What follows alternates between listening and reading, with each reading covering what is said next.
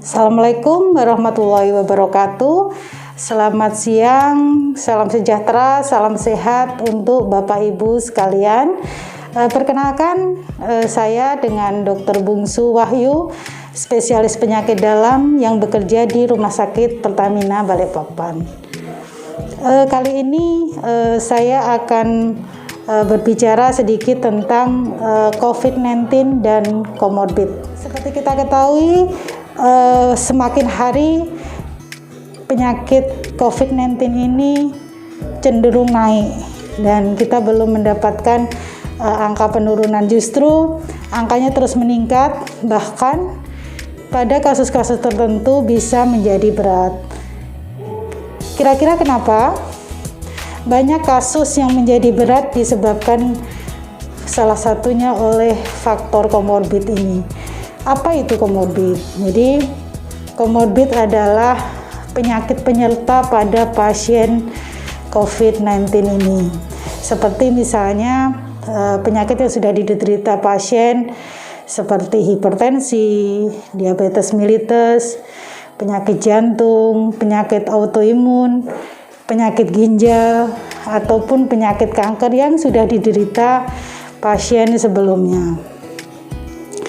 Pada pasien dengan komorbid ini tentunya gejala yang ditimbulkan berbeda dengan pasien COVID-19 yang tanpa komorbid.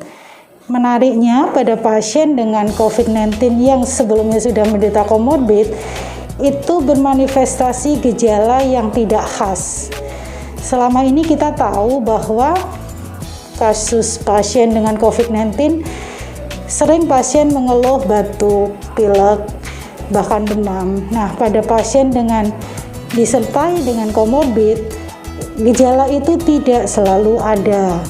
Apalagi pada pasien-pasien yang rentan resiko infeksi seperti usia lanjut, geriatria, usia di atas 60 tahun. Justru gejalanya kadang hanya kehilangan nafsu makan. Yang itu tentunya tidak disadari pada pasien COVID-19.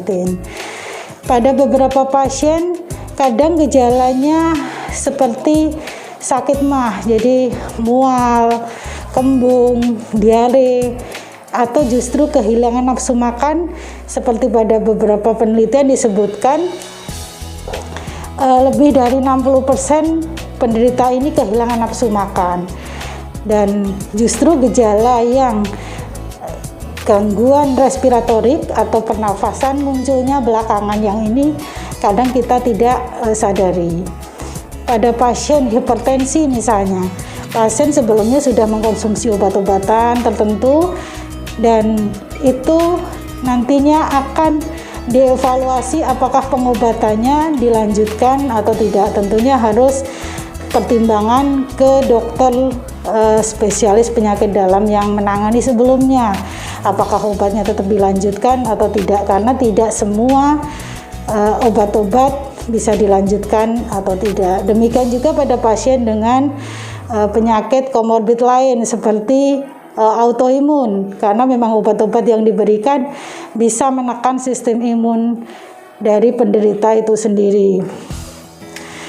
Juga pada pasien dengan penyakit jantung, itu ada obat-obat tertentu yang dalam pengawasan dokter apakah obat bisa dilanjutkan atau tidak, karena memang manifestasinya klinisnya pasien dengan komorbid untuk terjadinya penyakit COVID-19 ini tidak selalu khas, atau istilah kita adalah bervariasi.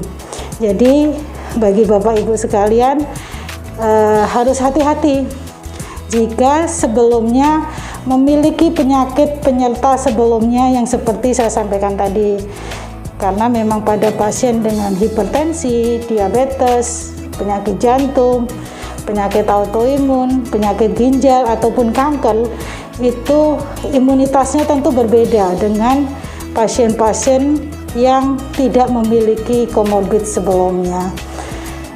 Nah, jadi kalau misalnya mendapatkan gejala-gejala yang mual, muntah, kembung, atau hanya keluhan tidak ada nafsu makan, atau misalnya hanya keluhan lemas, maka perlu diwaspadai karena sekarang memang resiko itu rentan terjadi pada pasien-pasien dengan komorbid.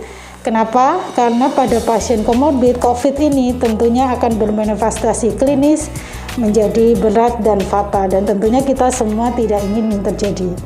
Jadi tetap jaga pola hidup sehat, jaga diri, jaga keluarga dan orang yang kita sayangi dengan tetap disiplin, memakai masker secara benar, menjauhi kerumunan, jaga jarak, dan cuci tangan dengan sabun atau hand sanitizer. Salam sehat. Wabillahi taufiq wal hidayah. Assalamualaikum warahmatullahi wabarakatuh.